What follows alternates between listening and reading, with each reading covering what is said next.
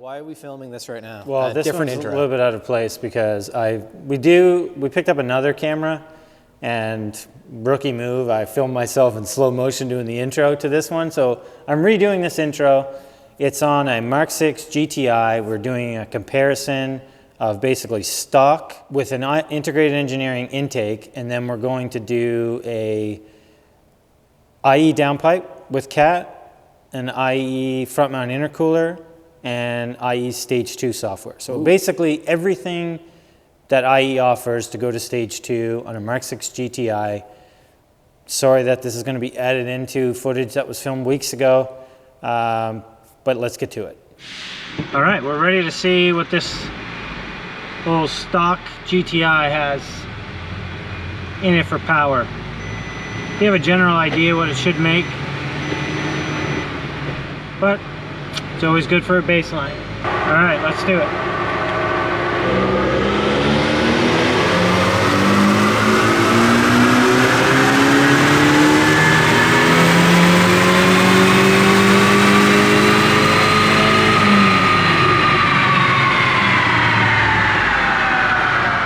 Okay, first run, 194, 189. So we're right in the ballpark. So we'll probably do 2 more runs like this just to solidify what it makes kind of on stock software and with the intake as I mentioned. So let's get to, we'll give it a minute to cool down, and then we're going to get to another run.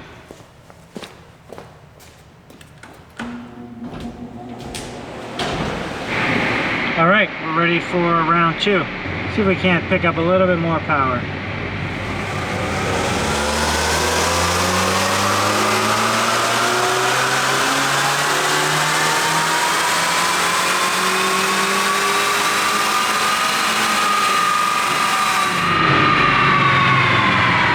Okay, we gained a little bit more power.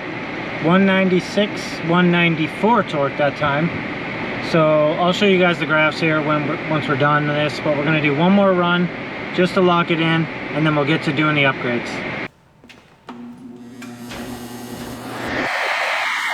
Okay, so we're ready for third run. One thing I didn't mention probably in the intro is that, as always, we only have 91 octane fuel here, so this would be all run on 91. So if you think about it, you know, this car was rated at 200 crank horsepower from the factory, 207 I think torque, and we're doing almost that at the wheels. 196 wheel horsepower, 194 torque on the last run. So pretty impressive even just for a stock platform. Definitely underrated, but let's get to the third run.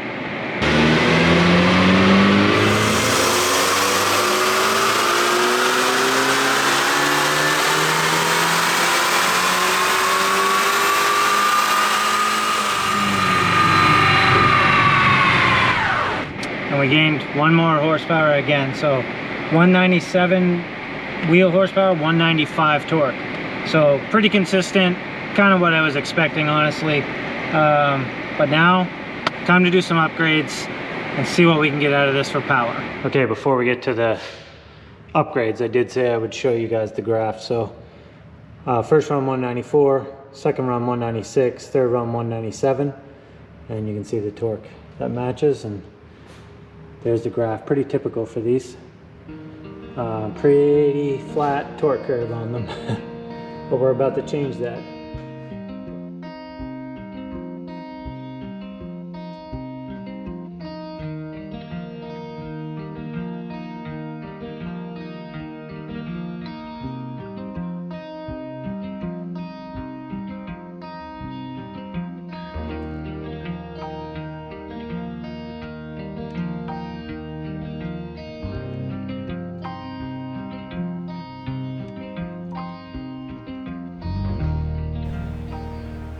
Okay, so clutch is in, IE downpipe is in. Kind of hard to see, but you get the gist. So time to carry on. Next up, front mount intercooler.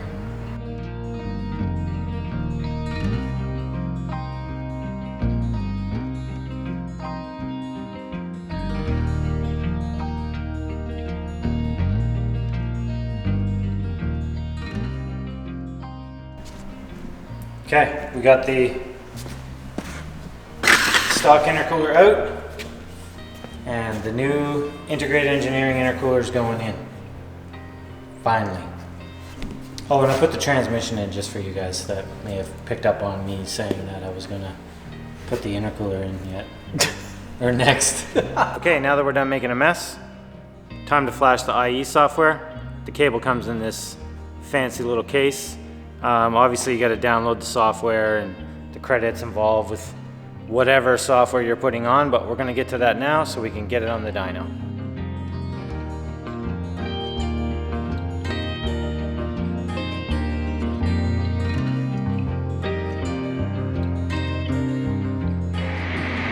Okay, we're back in the car, ready for the first run with all the modifications done to it.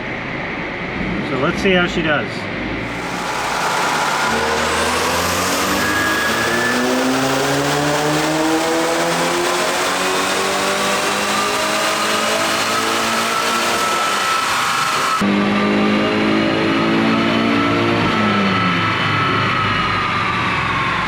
Okay, 226, 272 torque.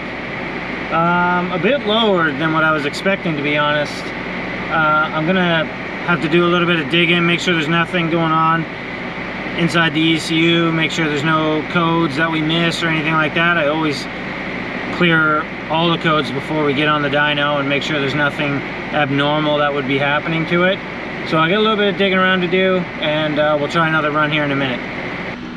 Okay, we're gonna rerun this. We did 2 runs with similar power, which, as I mentioned, a bit low for what I was expecting out of this thing, so make sure to turn the traction control off.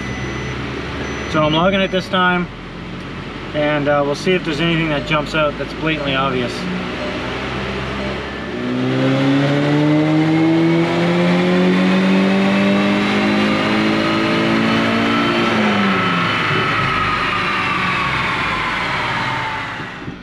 Okay, same power, 226, 272. It's dead even time after time, so it looks like it's making the boost it should be making. I got a few more things to dig through here. I'll see what we can find out. Okay, so this MK6 GTI, we were having lackluster results when we had it on the dyno, as you would have seen. We were getting a few codes for the intake manifold, so what I did was, that was a known problem. He had seen this code come up from time to time. So what I did was pull the car off the dyno, put a new intake manifold on it. So now we have the issue resolved, no more codes. Thinking maybe that the fault on the flappers was causing maybe a little bit of restriction depending on where the flappers were. It's generally not an issue for horsepower. It usually affects low-end power and stuff. Either way, it was a problem. We replaced it, as you will see, and we got it back on the dyno now, and we're going to try a couple runs just to see if the problem's resolved. It's looking like it might be a turbo issue that's causing the problem based on the data logs, but we now have this issue resolved, and we're going to give it a go and see what we can get out of it. Okay, let's see if we found any power.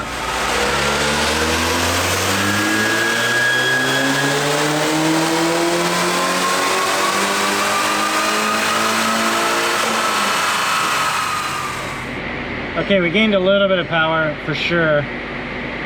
235, 280 torque, but it's still down from where it should be. Clearly the intake manifold was affecting it at least a little bit, but I'd say we're probably down 20 wheel horsepower, maybe more, 20 to 30 really on our fuel.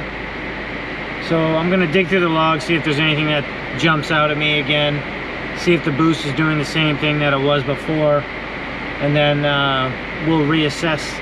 Okay, I've done it a couple of runs now. I think we are about 10 horsepower above what we were before, but the torque's the same. And looking at the logs, it does meet the requested boost for a good portion of the run. However, it does fall off up top. That's definitely, it's down probably 2 pounds of boost, 1.5 to 2 pounds of boost it looks like. That's definitely going to impact power for sure. However, where does meet the target boost like dead on is kind of around where it should be seeing peak horsepower and peak torque. Both of those areas of the map, it's seeing its target or hitting its target. So I'm thinking really on this file, as much as the turbo may be slightly on its way out just based on the way it's tapering off up top, looking at the logs, it definitely could use some more timing. I mean, we're on a winter blend right now and we're not seeing any timing pull at all, so it does seem a little bit conservative, especially where I'm seeing the boost hitting its target for a good portion of the run, where I should be seeing, you know, peak torque and peak horsepower. So there's a combination of things going on. We're gonna do one more run, I'm gonna log it, and I'll explain a little bit more once we get out. So it came in, it did 196, 194, right around there, stock. That was with stock downpipe, stock software, but it did have the integrated engineering intake. We then did a IE downpipe with CAT, Highflow CAT, and we did the IE front mount intercooler, as well as IE stage 2 software, 91. As you would see in the video, we're getting not the greatest results. It did 224, 274 torque, so we got lots of torque in comparison, but we did, the power, in my opinion, was down a little bit. We were getting some codes for the intake runner flaps. Typically, as I would have mentioned already in the video, those cause low-end power problems, but we wanted to get rid of that, so we put a new intake manifold on it, and it did free up some horsepower. We gained about 10 horsepower, so it did 233. Actually, I think there's a run there for 234 as well, and as high as 280 torque. However, looking at the logs, the boost does fall off a little bit, which maybe the turbo's getting a bit tired, not 100% sure.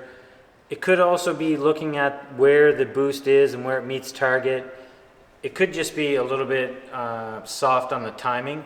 We are on winter blend, and you know, this file, we're seeing no knock at all, which is awesome. However, on this fuel in the dead of winter, it just kind of seems like there should be a little bit more to it. So the customer at least has some good info now, and it's right in the ballpark. I just think it should be making a little bit more power for the mods that it has. Either way, the customer has good info. We've done everything we can to make the most out of it. So it's ending with 234, 280 torque. The torque itself is going to be a huge jump comparatively. I mean, we're almost, you know, 90 torque in the difference. So 90 wheel torque in the difference, which is a big, big jump. You're going to feel that. Definitely going to feel it. Just to compare the dyno sheets from the beginning, obviously it's still a huge difference in power and torque. As we can see here, the first run, you know, at let's say 3,700-ish RPM, it made 187 torque, and with the tune, it made 280 torque. So we're almost, and we're even the creeping horsepower, look at that, 132 and 197. Yeah. Like, it's a huge difference for sure. It's just overall power. But I think we talked about this in the video before, is sometimes you don't have, like, don't look at the overall power, look at where the power band is hitting and what you're gaining there. Because overall you might be gaining 30 horsepower, but in certain circumstance like there, you gain 60, 70 horsepower in one section. 100. You're going to be driving in most of the time. 100%. And things to look at, again, is not overall peak power, it's largest gains over stock kind of deal. And the one thing though that we're talking about in this video, and the why this, you know, we switched some parts on it, is just comparing it to other stage 2 MK6 GTIs. It just looks like there should be a little bit more. There's still tons of power had here. Like, you know, the money has been spent wisely. It just looks like there could be a little bit more. But as you can see, it's going to be a totally different car, and I'm sure he's going to enjoy it. So, Clayton, I mean, you kind of heard the gist of what was going on with this thing. Mm-hmm. Questions? Anything that I'm forgetting? No. I mean, it's got a good jump from what it was at, and I think, like you said, it's a good starting point. So, I mean, it's not that far off. There might be a couple little things that he might have to address. It's a 10-year-old car, so it makes sense. Yeah, I think the turbo, the car has very little kilometers on it from what I remember, like 90,000 or something like that, maybe 100,000, 90 to 100,000, I'm pretty sure. So the turbo thing, I think it's partially maybe a little bit of both. It would be really interesting to grab another ECU or another file to put on the car to see if it really is the turbo or if the tune's just a little bit soft for our 91 fuel. Which again is really good because our fuel is trash, but this is the first time I actually dynoed an integrated engineering MK6 GTI, so I don't have any real info to fall back on. I can only compare to some other tunes like APR and Unitronic and Malone. But looking at those files, there should be a little bit more in this. So I think that's going to wrap this one up. If you guys have any questions or comments, be sure to ask them below. And don't forget to like and subscribe, and we'll see you in the next video.